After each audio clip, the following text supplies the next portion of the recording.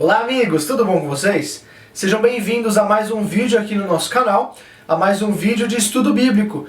Nós ficamos algumas semanas sem trazer um estudo e hoje nós retomamos. Se você acompanha no Instagram, eu já tinha falado que hoje, quinta-feira, nós teremos um novo vídeo.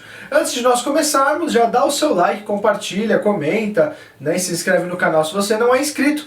E dando sequência aos nossos outros estudos, estamos hoje iniciando o capítulo de Mateus, número 5. Tá? Então, vocês já estão habituados que nesses últimos estudos bíblicos eu tenho feito numa live, então hoje não está sendo diferente, tá bom? Então vocês verão o computador porque eu estou fazendo na live, como eu disse. Tá? Espero que vocês gostem desse estudo. Se você não viu os vídeos anteriores e os estudos anteriores, vai lá, segue lá na playlist que você vai ver todos os estudos bíblicos lá. Se você não acompanhou os de Mateus principalmente, vai lá e os vê, porque é bem interessante, tá? Desde a introdução até o capítulo 4. Mateus 5, a gente começa aqui o Sermão do Monte. Eu quero falar um pouquinho da introdução de Mateus 5 e um pouquinho do Sermão do Monte, e depois a gente entra no texto propriamente dito, tá? Tem já bastante coisa legal aqui pra gente estudar. Então aqui, como eu falei, a gente começa o Sermão do Monte. O Sermão do Monte não é outra coisa senão uma notável, grandiosa e perfeita elaboração daquilo que o Senhor chamou como seu novo mandamento. Qual era o novo mandamento de Jesus? Era que nós amássemos uns aos outros, da mesma maneira que Ele nos amou. Então Ele não falou que, ame a Deus sobre todas as coisas e ao próximo como a ti mesmo? É isso. Esse é o novo mandamento de Jesus. Então, essa foi a nova ordenança dele. E se nós pertencemos a Cristo, e se nosso Senhor dirigiu essas instruções a nós, que a gente deve, obviamente, se amar, do jeito que Ele nos amou, na verdade, né? Então, esse sermão, ele é demonstrado para nós em como nós podemos realizar esse feito. Em como a gente pode fazer isso, desse novo mandamento dele. Então, tudo que a gente for ver no Sermão do Monte, nesses próximos 3 capítulos, vai estar linkado com esse amor a Deus sobre todas as coisas e ao próximo como nós mesmos. Então, a menos que a gente tenha entendido e aprendido muito bem o Sermão do Monte como um todo, e não somente pegar algumas frases, alguns versículos e criar pretextos para nós, e tem um aqui que chama muita atenção nas bem-aventuranças, logo no início.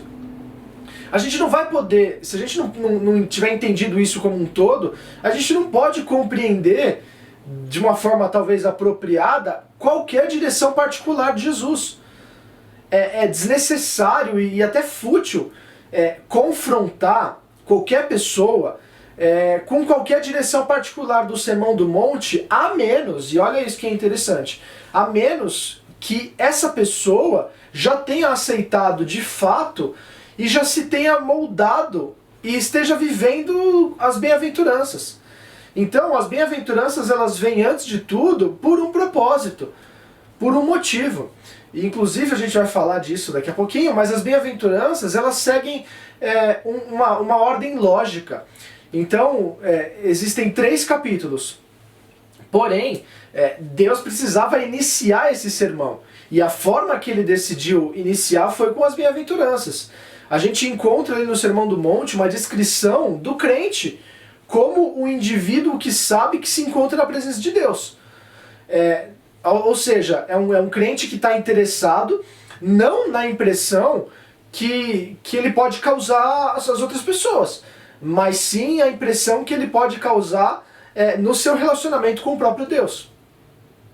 Ou seja, a gente deve sempre lembrar que o Sermão do Monte, ele é uma descrição do caráter do crente, e não um código de ética, um código moral. Então, a gente precisa entender e até salientar que às vezes a gente conhece pessoas que não são cristãs, que não creem em Jesus, que não professam a mesma fé que a gente, e aparentemente pela alta conduta ética e moral, a gente olha para elas e vemos que muitas vezes parecem mais cristãos do que os cristãos que estão dentro da igreja. E o meu desafio foi, eu desafio alguém que não conheça alguém assim. Todos nós conhecemos alguém que seja ético, alguém que seja muito moral e parece, fala, puxa, essa pessoa tem tudo, ela só não é cristã. Só que o que a gente precisa entender é que todos nós pecamos, e todos nós somos pecadores. Paulo, se eu não me engano, Romanos 3:23, não é isso? Porque todos pecaram e destituídos estão da glória de Deus. E ainda que de forma aparente essas pessoas tenham essa ética e essa moral saltadas, elas também têm seus grandes defeitos e seus grandes pecados, como todas as pessoas. É por isso que a grande diferença entre nós cristãos, e que também somos pecadores, e muito, diga-se de passagem, e os pecadores que não seguem a Cristo, é o Espírito Santo que há dentro de nós. Na primeira carta de Paulo aos Coríntios, capítulo 3, verso 16, diz: não sabeis que sois santuário de Deus e que o Espírito de Deus habita em vós? Então, nessa questão, inclusive, muitas vezes nós cremos que essas pessoas éticas e morais, às vezes a gente pensa até que podem ser salvos por serem quem são. Só que, obviamente, eu não vou falar que não serão salvos, porque cabe somente ao Senhor tal resposta, né? Eu falo que eu só sei da minha salvação. Eu não sei, infelizmente, gostaria de saber, mas eu não sei nem da salvação da minha esposa. Gostaria de ter poder sobre isso, né? Não só sobre a minha esposa, mas sobre todos vocês e sobre todas as pessoas que a gente ama. Mas não é assim que as coisas funcionam. Só que, aliás, antes do só que, a gente tem que entender que Deus, ele é o justo juiz. E somente Ele tem o poder para salvar e para condenar. Tiago 4,12 fala: um só é legislador e juiz, aquele que pode salvar e fazer perecer. Tu, porém, quem és que julgas o próximo? É um texto maravilhoso. Não é nenhum. Isso é um tapão, né, de Tiago. Poxa, um só é legislador e juiz, aquele que pode salvar e fazer perecer. Tu, porém, quem és que julga o próximo? Né? Então é exatamente isso. Quem somos nós? Quem sou eu para julgar o próximo? Só que também tem uma questão, por mais que eu fale, eu não vou dizer se tal pessoa vai para o inferno ou não. Só que a Bíblia, ela também é enfática em dizer que quem não crê será condenado. Tem uma série de textos aqui, depois eu mando esses textos, mas eu peguei dois aqui para falar. Um é Marcos 16:16. Quem crer e for batizado será salvo, quem porém não crer será condenado. E João 3,18, quem nele crê não é julgado, o que não crê já está julgado, porquanto não crê no nome do unigênito Filho de Deus. Então esse texto de João 3,18 é lindo, porque ele vem na sequência do famoso versículo, talvez o versículo mais conhecido da Bíblia, talvez o segundo, porque eu acho que o primeiro é Salmo 23:1, né? O Senhor é meu pastor, nada me faltará. Mas depois João 3,16, porque Deus amou o mundo de tal maneira que deu seu Filho unigênito para que todo aquele que nele crê não pereça, mas tenha vida eterna. E João 3,18, 2 versículos depois, se você ler toda a sequência, você vai ver que é muito bom. Ele fala isso. Quem nele crê não é julgado, o que não crê já está julgado. Então, é uma coisa normal, né? Então tem outros textos de João, de Atos, Romanos, 1 aos Coríntios, Gálatas, Efésios, enfim. Depois eu marco, eu mando esses textos para vocês verem. Com tudo isso, as obras nada mais são do que o reflexo daquilo que você crê e do que você vive. Também tem alguns textos aqui falando sobre isso, só que o que eu peguei aqui, o que eu mais gosto, é no Evangelho de Mateus capítulo 12, verso 33, que ele fala: ou fazei árvore boa e o seu fruto bom, ou árvore má e o seu fruto mau, porque pelo fruto se conhece a árvore. É normal, né? Não tem como você colher uma maçã de uma bananeira, né? Não tem como você colher melancia de um coqueiro, né? E o fruto vai ser o reflexo. E não tem como sair coisas boas e ruins, como diz o texto, né? Um texto que minha esposa, a Jaque, sempre fala, eu já ouvi ela falar várias vezes, eu não lembro a passagem, não lembro o endereço, na verdade, mas ela fala: pode fluir de um mesmo rio, né, de uma mesma fonte, água amarga e doce? Não pode, De uma fonte flui água doce, de uma fonte flui água amarga. É a mesma coisa o fruto. Se você é uma árvore boa, você vai dar frutos bons. Se você é uma árvore ruim, você vai dar frutos ruins. Então, a gente tem que entender toda essa ordem, né? Primeiro que o Espírito Santo é o que faz a diferença em nós. Deus é quem julga. Que mais que eu falei? Quem não crê vai ser condenado segundo a Bíblia, e também pelos frutos se conhecem. Então são 4 coisas importantes a gente analisar. E eu acredito muito nisso que eu vou dizer, é que se ao menos cada crente da igreja atual tivesse vivendo o Sermão do Monte fielmente, tivesse como caráter o Sermão do Monte, eu creio que o grande reavivamento pelo qual a gente tem orado e estamos esperando já teria começado. Então, antes de tudo, deixa eu ler o texto, pelo menos esse primeiro aqui, Mateus 5, do 1 ao 11, tá? Vendo Jesus as multidões, subiu ao monte e, como se assentasse, aproximaram-se os seus discípulos, e ele passou a ensiná-los dizendo: Bem-aventurados os humildes de espírito, porque deles é o reino dos céus. Bem-aventurados os que choram, porque serão consolados. Bem-aventurados os mansos, porque herdarão a terra. Bem-aventurados os que têm fome e sede de justiça, porque serão fartos.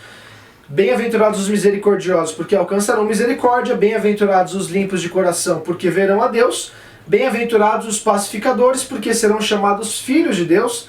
E bem-aventurados os perseguidos por causa da justiça, porque deles é o reino dos céus. E bem-aventurados sois, quando por minha causa vos injuriarem e vos perseguirem, e mentindo disserem todo mal contra vós. Regozijai-vos e exultai, porque é grande o vosso galardão nos céus, porque assim perseguiram os profetas que viveram antes de vós. Então aqui, as bem-aventuranças, só o início do Sermão do Monte, e eu trouxe um texto aqui do Martin Lloyd-Jones, do livro dele Estudos no Sermão do Monte. Acho que todo mundo já deve ter visto, que eu tenho, né? Onde muita coisa que a gente vai falar aqui nesses próximos 3 capítulos, eu tirei dele e foram de estudos dele, tá? Então, não sei se vocês conseguem ver aqui, o Estudos do Sermão do Monte. É um livro incrível, muito bacana. Então, eu queria ler uma parte do livro aqui, na verdade uma página, menos de uma página. Ele fala o seguinte: Bem sabemos que espera-se de todos os crentes que manifestem todas essas qualidades das bem-aventuranças. Não somente essas qualidades são esperadas da parte de todos os crentes, mas por isso mesmo é mister que todos os crentes as manifestem integralmente. Em outras palavras, não é que determinados crentes deveriam manifestar uma característica das bem-aventuranças e outros deveriam manifestar outra. Não é correta a opinião de quem afirma que alguns são humildes de espírito e que outros são mansos, e que outros são os que choram, e ainda que outros são os pacificadores, e assim por diante. Espera-se de cada crente que ele cumpra cada um desses requisitos, manifestando-os ao mesmo tempo em sua vida. Contudo, opino ser correto e dizer-se que em alguns crentes essas qualidades se manifestam mais intensamente do que em outros, mas não porque assim se espera que as coisas sejam. Tais diferenças devem-se às imperfeições que ainda restam em nós. Mas quando os crentes forem finalmente aperfeiçoados, então todos eles haverão de manifestar essas características plenamente. Todavia, aqui nesse mundo e dentro do tempo, podemos detectar certa variedade quanto a isso. Não que eu esteja justificando a situação, simplesmente eu a estou reconhecendo. O ponto que estou frisando é que cada um de nós deveria manifestar conjuntamente todas essas qualidades, ao mesmo tempo.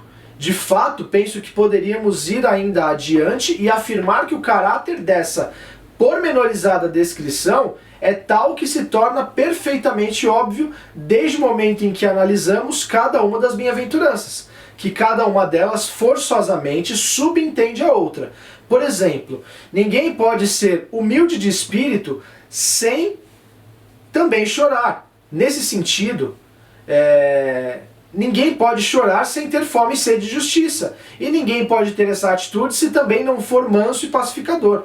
Cada uma dessas características, em certo sentido, requer a presença das demais qualidades. Na verdade, é impossível alguém manifestar qualquer dessas graças conformando-as à bem-aventurança pronunciada a respeito dela, sem que ao mesmo tempo, inevitavelmente, exiba as outras graças também. As bem-aventuranças formam um complexo integrado e não podemos separá-las uma das outras. Sendo assim, se uma delas talvez possa manifestar-se mais acentuadamente em uma pessoa do que em outra, todas elas deveriam ser atuantes. As proporções relativas podem variar, mas todas elas estão presentes no crente e o seu propósito é estarem todas presentes ao mesmo tempo. Então aqui ele fala nas páginas 29 e 30, é um texto um pouco grande que eu peguei, mas eu achei muito interessante porque o Martin Lloyd Jones, ele nesse estudo, ele deixa claro uma coisa que é muito comum nós pensarmos diferente. Às vezes a gente pensa as bem-aventuranças como cada bem-aventurança se aplica a uma pessoa, né, como eu disse no texto. Mas quando a gente olha como um todo e a gente olha que o Sermão do Monte, ele é um reflexo do caráter do crente e não um código de ética, então a gente tem que entender que as bem-aventuranças também fazem parte como um todo. As bem-aventuranças, não posso falar como eu li aqui, a gente não pode falar que um é manso, um é misericordioso, um chora, não. Todos nós devemos ser todas bem-aventurados de todas as formas, porque, como eu falei lá no início, as bem-aventuranças elas têm uma sequência lógica, e com essa sequência lógica a gente vai viver todas elas, né? Uma coisa interessante também é que as bem-aventuranças elas são encontradas não só no Novo Testamento e não só nesse texto, mas também no Antigo Testamento. No Antigo Testamento, especialmente nos Salmos, a expressão bem-aventurado remete a bênçãos aos seres humanos numa questão futura. Já Jesus aqui em Mateus, no Novo Testamento, ele fala do presente e de valores e atitudes para nós podermos experimentar o toque e a manifestação de Deus. A palavra bem-aventurados, ou algumas traduções está feliz, refere-se ao estado abençoado, e isso é importante também a gente pensar. Ela se refere ao estado abençoado daquele que, pelo seu relacionamento com Cristo e com a palavra, recebeu de Deus o amor, mas também o cuidado, a salvação e a presença dele diária. Há algumas condições necessárias para nós recebermos as bênçãos do reino de Deus. E para recebê-las, nós devemos viver segundo os padrões que o Senhor revela nas Escrituras. E nunca pelos padrões do mundo, isso é óbvio. E as bem-aventuranças, elas são o oposto do que o mundo diz. Ninguém vai falar no mundo, poxa, os humildes de espírito, né? Felizes são, vamos tirar a palavra bem-aventurados, vamos substituir pelo feliz. Felizes são os humildes de espírito, ou felizes são os que choram, felizes os mansos, felizes os misericordiosos, felizes os que têm fome e sede de justiça, felizes os perseguidos. Imagina, são valores totalmente avessos ao que o mundo prega, né? E o único homem feliz, realmente feliz, é aquele que manifesta essas características, porque ele se torna um homem abençoado, ou na verdade porque ele é um homem abençoado. As nossas reações, e isso é importante, tudo é importante, né? Mas isso é uma coisa que a gente tem que analisar, porque assim, as nossas reações imediatas às bem-aventuranças, elas refletem quem nós somos. Então quando você lê esse texto, a forma com a qual você vai reagir vai dizer quem você é de fato. Por quê? Porque se essas bem-aventuranças parecerem muito, muito, muito, muito difíceis para nós, quando nós olhamos para elas, a gente não vê nenhum tipo de vida. Na verdade, assim, se a gente olha para elas e parece tudo muito difícil e a gente não olha um tipo de vida e um tipo de caráter que nos aprecia, a gente tem que ter medo disso, a gente tem que temer um pouco isso, a gente tem que ficar um pouco preocupado, porque se a descrição dessas bem-aventuranças não é algo que a gente quer para a nossa vida, talvez não possamos nem ser considerados cristãos. Porque se você não quiser ser misericordioso, ou não quiser chorar, ou não quiser ser manso, ou não quiser ser perseguido por causa da justiça, né? Ou perseguindo por causa do nome de Jesus, talvez a gente tenha que pensar se eu sou cristão, se você é cristão. Se a gente não quer manifestar essas qualidades, quer dizer que nós estamos mortos nos nossos delitos e pecados, como fala em Efésios 2:1. E obviamente a gente não pode considerar que a gente está herdando a vida eterna. Então eu acho que, como Paulo também fala lá na primeira carta aos Coríntios, né, capítulo 11, quando ele fala da ceia do Senhor, cada um examine a si mesmo. Vamos entrar no texto então, propriamente dito, vai. Já falou bastante aqui, né? Quase meia hora só de introdução. Então vamos até onde der. No verso 3 ali, bem-aventurados os humildes de espírito, porque deles é o reino dos céus. Jesus, como eu já falei acho que 2 ou 3 vezes, ele não colocou as bem-aventuranças em uma ordem casual, mas tem nelas uma sequência lógica e uma sequência espiritual, ou seja, ser humilde de espírito, porque deles é o reino dos céus, ela tá ali por conta da excelente razão de que ninguém pode entrar no reino de Deus a menos que seja humilde. Essa qualidade é muito importante. Tiago 4, do 7 ao 10, fala assim: sujeitai-vos, portanto, a Deus, mas resisti ao diabo e ele fugirá de vós. Chegai-vos a Deus e ele se chegará a vós outros. Purificai as mãos, pecadores, e vós que sois de ânimo dobre, limpai o coração. Afligi-vos, lamentai e chorai. Converta-se o vosso riso em pranto e a vossa alegria em tristeza. Humilhai-vos na presença do Senhor e ele vos exaltará. Então, a humildade, o ser humilde, é o primeiro de tudo, né? Logo de cara a gente tem essa bem-aventurança para nos mostrar e condenar qualquer ideia de que a gente pode fazer e ser o que diz nesse sermão por nós mesmos, pela nossa própria força, pelo nosso próprio desejo. E as pessoas acham que podem, mas Jesus já inicia com as bem-aventuranças, como eu já também falei, porque é para nos mostrar que a gente está completamente enganado. Não é pelo nosso mérito, não é por aquilo que a gente pode fazer, mas é pelo Senhor, né? Não dá pra gente... Nós somos naturalmente orgulhosos, nós somos naturalmente soberbos, nós somos naturalmente difíceis. Então, quando já dá logo de cara assim, se precisa ser humilde, né? É uma questão importante. Jesus já quer mostrar, olha, se não for pelo Pai, ali Jesus como homem, né? Mas se não for pelo Pai e através de mim, as coisas não vão acontecer. E essa bem-aventurança de ser humilde, de espírito, ela indica também um esvaziamento. Na carta aos Filipenses, capítulo 2, do verso 1 ao 11, depois se vocês quiserem ler, fala desse esvaziamento que Jesus teve. A gente tem que ser semelhante a Jesus. Só que as demais bem-aventuranças, elas mostram para uma plenitude. Então a gente não pode ser cheio enquanto não formos vazios. Isso é normal, né? Você vai estar, se você estiver cheio de um monte de porcaria, né? Como é que você vai encher de coisas boas? Não tem como, você tem que se esvaziar, né? E o Evangelho ele sempre mostra essas duas faces, né? Tem o derribamento e também a edificação. Tem o aniquilamento para depois edificar, né? Tem a convicção do pecado, que ela sempre deve anteceder a conversão, né? O Evangelho de Cristo sempre condena o pecador antes de libertá-lo. Não tem como a gente se converter antes de ter a convicção do pecado. Não tem como.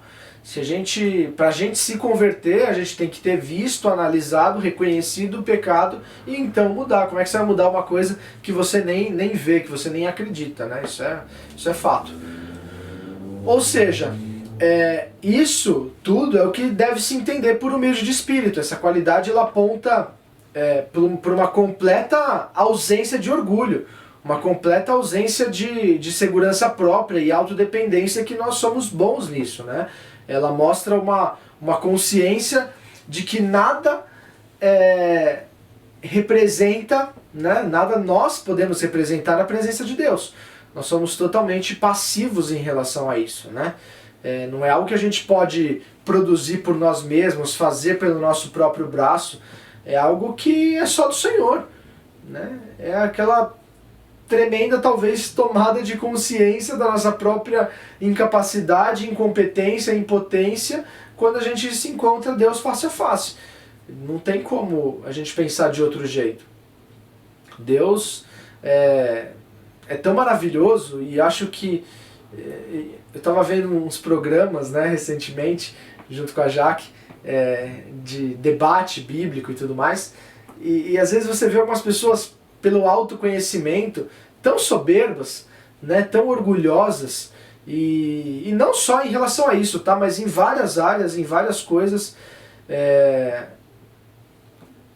As pessoas às vezes são soberbas, né, mas às vezes até nisso, até na palavra do Senhor, que tem que ser humilde, que a pessoa só tem tal capacidade porque o Senhor capacitou, às vezes as pessoas se ensoberbecem. Então a gente precisa entender isso, a gente precisa entender nossa total incapacidade, incompetência e impotência.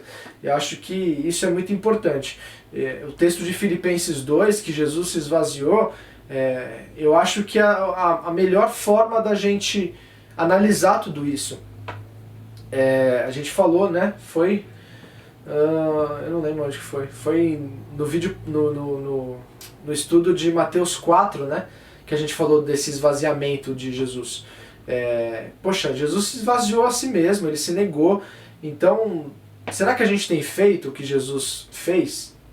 Enfim, vamos então para o verso 4, a próxima bem-aventurança. O verso 4 fala, né? Bem-aventurados os que choram, porque eles serão consolados. Aqui, esse chorar é se contristar mesmo profundamente por causa das nossas próprias fraquezas. Quando a gente mede o padrão divino de justiça, também sentir aquele pesar por aquilo que entristece a Deus. Ter nossos sentimentos em sintonia com os sentimentos de Deus. É sentir aflição em nosso espírito por causa do pecado, por causa da imoralidade, da crueldade que tanto prevalece no mundo. Não tem aquela real e profunda convicção de pecado conforme se via antigamente, né? Talvez. E por outra parte, se manifesta aquele conceito superficial de júbilo e felicidade, que é completamente diverso daquilo que a gente lê no Novo Testamento. Essa doutrina defeituosa do pecado e a ideia superficial de alegria, né, que andam juntos, elas produzem em nós um crente superficial, né, uma forma de vida cristã totalmente inadequada. O apóstolo Rina, eu ouço ele falar várias vezes, né, nos cultos de domingo.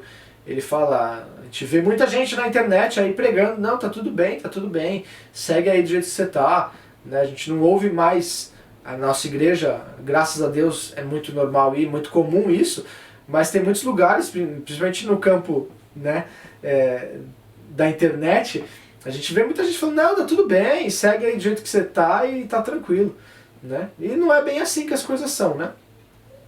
Eu peguei, para esse versículo, eu peguei um outro trechinho aqui, um outro comentário do Martin Lloyd-Jones, sobre, né, os que choram. Ele fala assim: esse choro espiritual é algo que necessariamente resulta do fato de ser alguém humilde de espírito. Lembra a sequência? Esse é o resultado inevitável. Quando contemplo Deus e a sua santidade, e em seguida contemplo a vida que se espera que eu viva, então é que realmente vejo a mim mesmo, o meu total desamparo e desesperança. Ora, isso desvenda para mim a minha qualidade de espírito, e imediatamente isso me entristece. Cumpre-me lamentar o fato que sou assim. Como é claro, porém, as coisas não terminam nesse ponto. O homem que realmente viu a si mesmo, tendo se examinado em sua pessoa e vida, é alguém que se viu forçado a chorar em vista dos seus pecados e em vista das coisas malignas que pratica. Ora, os mais profundos conhecedores da vida do espírito sempre recomendaram o autoexame. Todos eles o recomendam e praticam pessoalmente. Afirmaram que é conveniente ao indivíduo fazer uma pausa no fim de seu dia e começar a meditar sobre si mesmo, repassando rapidamente os acontecimentos do dia e indagando: o que eu fiz? O que eu disse? O que eu pensei? Como foi que me conduzi no tocante a meus semelhantes? Ora, se você fizer tal coisa, qualquer noite dessas descobrirá que fez muita coisa que jamais deveria ter feito. Tomará consciência de haver nutrido pensamentos, ideias e sentimentos bastante indignos. E ao perceber tais coisas, qualquer crente sente-se profundamente afetado pelo senso de tristeza e pesar, por haver sido capaz de tais ações e pensamentos. E isso leva-o a lamentar-se. Por isso é preciso que o crente se conscientize desses princípios malignos que nele existem. Destarte, o crente descobre o conflito em seus próprios membros e termina por abominar a sua condição, chorando por causa dela. É um texto maravilhoso, maravilhoso, maravilhoso. Essa questão, na verdade assim, eu estava preparando isso aqui hoje à tarde, e à tarde mesmo eu já fiz essa reflexão e já falei: meu Deus do céu, metade do dia eu já tô sofrendo pelas coisas, já tô me arrependendo pelas coisas que eu pensei, fiz e tudo mais. E é engraçado essa questão de você refletir. Deixa eu até ver aqui, deixa eu achar. Eu tenho aqui, atrás da minha porta, né, no escritório aqui, 10 passos, né? 10... foi porque eu peguei num livro, então o termo é abominado por nós, assim, né, cristãos. Mas 10 rituais para de uma vida radiante. Eu estou lendo aqui. E um desses rituais é isso, né? Que ele chama o ritual da reflexão pessoal. Cadê? Acho que é esse mesmo. É o ritual... exatamente. Ritual da reflexão pessoal, que é refletir o que a gente faz todo dia, né? Um livro sobre liderança, sobre a vida como um todo, e eu já compartilhei com alguns esse livro, mas ele faz bastante sentido. Então eu deixo aqui atrás da minha porta porque eu sempre vejo, e são coisas que, por mais que o escritor não é cristão, tudo isso aqui eu vejo na palavra. E as coisas que eu não via na palavra, depois lendo o livro do Moody, um livro sobre a liderança de Moody, eu via que Moody fazia, e eu entendi depois algumas coisas baseadas na palavra. Então é bastante interessante a gente analisar essas coisas. Ou seja, não para por aí, né? Aquele que é crente verdadeiro, ele também chora pelos pecados alheios. O crente, ele não cessa ao fazer considerações sobre si mesmo, mas também enxerga a miséria nas outras pessoas. Quando a gente chora, e isso é interessante, né? Porque ele fala assim: os que choram, bem-aventurados os que choram porque serão consolados. Então, quando nós realmente choramos, então é que a gente se regozija, e a gente se torna feliz, e a gente acaba sendo consolado. É muito difícil às vezes de entender aquele texto de Tiago, né? Quando ele fala: afligi-vos, lamentai e chorei, converta-se o vosso riso em pranto, a vossa alegria em tristeza, humilhai-vos na presença de Deus e Ele vos exaltará. E acho que esse último versículo é o que faz a gente entender. A gente fala: purificai as mãos pecadores, vós que sois de ânimo dobre, limpai o coração, afligi-vos, lamentai, chorai, converta o vosso riso em pranto, a vossa alegria em tristeza. Fala: nossa, então eu não posso ser feliz? Não, tem um contexto. E porque ele fala depois: humilhai-vos na presença de Deus e Ele vos exaltará. E eu acho que tem tudo a ver com essa questão do ser consolado, né? Porque é quando um homem se vê nesse desamparo absurdo, é que o Espírito Santo pode se revelar, né? E que pode revelar Jesus Cristo como a perfeita satisfação. Eu estava fazendo um sonzinho aqui em casa, né? Tocando um violãozinho, louvando um pouquinho, e um louvor de um inglês, e ele fala, como é que é? Uma partezinha ele fala: contigo eu eu estou vivo. Contigo eu estou vivo. E contigo, Senhor, eu estou satisfeito. E eu acho que é exatamente isso.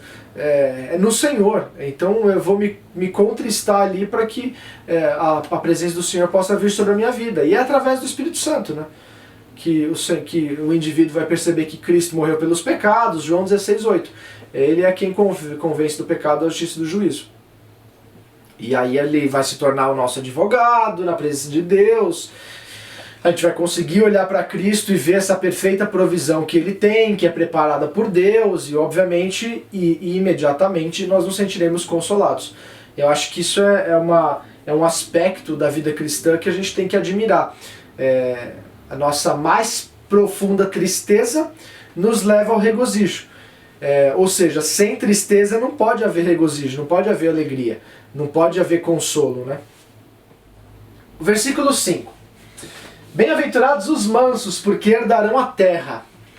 Os mansos, eles são os humildes e os submissos diante de Deus. Eles acham nele o seu refúgio, consagram todo o ser, se preocupam mais com a obra de Deus do que com aquilo que lhes pode acontecer pessoalmente, né? Então, quando você está mais preocupado com as coisas do Senhor, né? Isso é um jargão, não é um versículo bíblico, pelo menos não exatamente assim. Quando fala, né? Cuide das coisas do Senhor que Ele cuida das suas, né? E é isso. Dizer que os bem-aventurados são os mansos porque eles vão herdar a terra, também se cria um violento contraste com a maneira de pensar dos judeus. Porque lembra que a gente já falou ao longo desse estudo de Mateus que os judeus eles aguardavam e aguardam um líder político e militar que libertaria o povo da opressão romana, teria de volta a sua terra, né? Então, quando Jesus fala bem-aventurados os mansos porque herdarão a terra, mas calma aí, se eu estou esperando, e se a gente já sabe que Mateus escreveu, principalmente para os judeus da época, para mostrar para eles que Jesus realmente é o Messias, é o Filho de Deus, né, por toda a história, toda a genealogia e tudo mais, eles vão, calma aí, então como que o manso vai fazer com que a gente herde a terra? Não vamos conseguir, né? Não ia ter aquele governante. Então Abraão, Moisés e Davi, eles são ótimos exemplos de mansidão para nós. Vamos falar um pouquinho de cada um deles. Abraão, nós o vemos, né, como uma pessoa literalmente mansa em todos os momentos da sua vida, né? Inclusive quando o Senhor pediu o seu filho e ele estava indo realizar o pedido de Deus, porque ele tinha fé. É muito, muito legal, cara. Eu fiz essa reflexão hoje.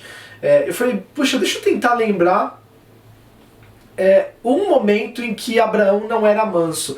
Eu olho para Abraão, eu vejo aquele tiozão e aquele vovô assim, super zen, super de boa, super tranquilo e, poxa, um grande homem de Deus, ouve o Senhor, mas não é aquele cara tipo acelerado, diferente de Pedro ou de Paulo, né? Paulo, você vê aquele cara, pelo menos eu assim interpreto, né? Quando eu leio, eu vejo Paulo agitadão, tal, ele, puxa, quer sempre fazer, e Abraão sempre manso, sempre tranquilo, né? Isso é interessante, pelo menos eu o vejo assim. Moisés, ele foi considerado o homem mais manso da terra, como fala em Números 12:3, e ele sempre se sujeitava ao Senhor, né? Sempre servia ao Senhor, ele sempre servia ao povo. A gente nunca viu Moisés se exaltando de forma soberba, de forma orgulhosa, mas sempre buscando o melhor no Senhor, sempre visando o povo, né? Eu acho isso muito interessante, e uma coisa que particularmente me chama muito a atenção em Moisés é que, pelo menos assim, hoje, né? Eu considero Moisés o maior intercessor na Bíblia. Tirando Jesus, óbvio, né? Jesus ele sempre não conta. Sempre nas escalas ele nunca tá escalado. Eu vejo Moisés como um grande intercessor. Muito, muito, muito intercessor. Eu imagino que o pessoal da intercessão deve usar muito o exemplo de Moisés. Porque o que ele falava com o povo, e acho que a passagem lá de Êxodo 33, quando o povo peca demais e Deus fala assim, Moisés, eu cansei, cara, e se eu for eu vou consumir vocês, então eu vou mandar um anjo no meu lugar. E aí Moisés bate o pé e fala assim: Senhor, não nos faça sair daqui. Não nos faça sair daqui, a gente não vai sair daqui se o Senhor não vier com a gente. Perdoa o pecado do povo, mas ele começa a interceder, ele começa, no bom sentido da palavra, a negociar com o Senhor. Senhor, imagina o que vão pensar, né? Puxa, você vai acabar com o povo, imagina os outros povos vão zombar da gente. Falei, ixi, eles não conseguiram, o Deus deles os consumiu e tudo mais, né? Então, eu vejo Moisés muito como um manso e como um grande intercessor. Eu tenho, pode ser que num futuro eu possa mudar de opinião, né? Possa ver outra pessoa como um grande intercessor, mas para mim referência de intercessão é Moisés. Já Davi, ele teve mansidão e paciência para aguentar durante anos e anos, né, o seu reinado. Ele já havia sido, né, ungido rei, mas mesmo assim continuava firme no Senhor, sabendo que a hora certa chegaria, né? Ou seja, ele continuou submetendo ao Senhor, submetendo a Saul, de forma intensa, inclusive, né? Diga-se de passagem. Por mais que ele era perseguido, né? E o rei tentava matá-lo. E é tão interessante que no meu plano de leitura, no meu devocional, eu estou lendo 2 Samuel, né? E é tão maravilhoso, depois de tantos e tantos anos que Saul morreu, Davi honrava Saul ainda assim. Honrava com terras, honrou lá Mefibosete, honrou, puxa, tanta gente relacionada a Saul, né? E isso eu sempre achei muito legal da parte de Davi. Ou seja, ninguém pode ser manso, convenhamos, se também não for humilde de espírito. E também não pode ser manso sem que tenha se visto como um pecador, né? Lá os que choram, né? Então, por isso que a gente vê essa sequência lógica. Você vai se tornar, né, humilde de espírito, reconhecendo a sua falha diante do Senhor. Depois você vai chorar porque você vai entender todo o pecado, não só seu, mas como de todas as pessoas. E aí você vai se tornar manso, né? Então eu vejo que é quase como uma sequência, né? Você primeiro é esse, depois é esse, depois é esse, depois é esse, até chegar nessa completude, né? Então significa que para nós, se nós formos mansos, estamos dispostos a ouvir e aprender. Isso é importante. Já o verso 6, então vamos tentar em 10 minutinhos falar dele. Bem-aventurados os que têm fome e sede de justiça, porque serão fartos. Isso aqui é sensacional. Esse aqui é o típico versículo que o crente gosta de usar como um pretexto, né? Então isso é importante a gente parar e analisar aqui. Então eu acho que esse versículo é muito comum. Sabe os crentes, vamos lá aqui, vamos seguir a sequência? Os crentes que não são humildes de espírito, os crentes que não choram e os crentes que não são mansos. E eles pegam esse versículo e falam assim, eu tenho fome e sede de justiça, né? Eu preciso ter fome e sede de justiça. E a justiça fora do amor, a justiça fora da humildade. Né, aquele que, tipo, os discípulos lá, lembra que fala assim, Senhor, quer que clamemos e para que venha fogo sobre a cidade, tipo, tipo isso, né? Só que esse aqui é um dos versículos mais importantes do Sermão do Monte. A condição fundamental para uma vida santa, para uma vida reta diante do Senhor é ter fome e sede de justiça. As outras afirmações, obviamente, elas vinham nos mostrando e vinham nos guiando, né, para nós olharmos para nós mesmos. A partir desse versículo, a gente já começa a procurar alguma solução, né, e por isso uma leve alteração na ênfase, né, a gente já não olha mais para dentro de nós. E essa fome e sede de justiça é interessante porque a gente vê em alguns personagens bíblicos. Por exemplo, em Moisés, no texto que eu mencionei de Êxodo 33, no verso 13, e depois eu vou ler o 18 para não ficar muito grande, fala assim: agora, pois, se achei graça aos teus olhos, rogo-te que me faças saber neste momento o teu caminho, para que eu te conheça e ache graça aos teus olhos. E considera que essa nação é o teu povo. Aí no verso 18 ele fala, então ele disse, rogo-te que me mostres a tua glória. Olha a fome de Moisés. Davi também, no Salmo 42, verso 1 e 2, ele fala, como suspira a corça pelas correntes das águas, assim por ti, ó Deus, suspira a minha alma. A minha alma tem sede de Deus, do Deus vivo. Quando irei e me verei perante a face de Deus? É uma pergunta. No Salmo 63 ele também fala. Paulo também fala em Filipenses 3, 8 ao 11, também acho lindo esse texto. Diz assim, sim, deveras considero tudo como perda, por causa da sublimidade do conhecimento de Cristo Jesus, meu Senhor, por amor do qual perdi todas as coisas e as considero como refúgio, para ganhar a Cristo e ser achado nele, não tendo justiça própria, que procede da lei, senão a que é mediante a fé em Cristo, a justiça que procede de Deus baseada na fé, para o conhecer e o poder da sua ressurreição e a comunhão dos seus sofrimentos, conformando-me com ele na sua morte, para de algum modo alcançar a ressurreição dentre os mortos. Esses textos são lindos. E o estado espiritual do cristão, durante toda a vida, depende da fome e sede da presença de Deus. Deuteronômio 4, 29 também fala isso. Também depende da fome e sede da palavra de Deus, como diz no Salmo 119 inteiro. Não é uma brincadeira, mas de verdade o Salmo 119 é um dos salmos que eu mais gosto, acho que 119 e o 18. É que o Salmo 119 tem 176 versículos, mas é tão maravilhoso lê-lo numa vez só. Se alguém não teve essa experiência, faça, porque é incrível.